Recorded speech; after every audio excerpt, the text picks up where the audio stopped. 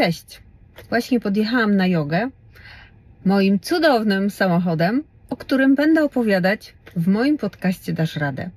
Na moim kanale zupełnie niespodziewany odcinek, którego właściwie trochę pomysł na niego mnie zaskoczył. Zapraszam Was serdecznie do posłuchania odcinka Dasz Radę jeździć elektrykiem.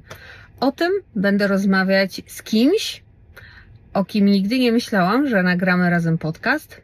Obalamy mity, rozmawiamy o tym, jak komfortowo i tanio jeździ się samochodem elektrycznym, jak zmienia się sposób podróżowania, jak zmienia się sposób postrzegania różnych rzeczy, używając właśnie auta elektrycznego. A konkretnie w naszym wypadku, czy też w moim, Tesli. Do zobaczenia na moim kanale. Obejrzyj koniecznie.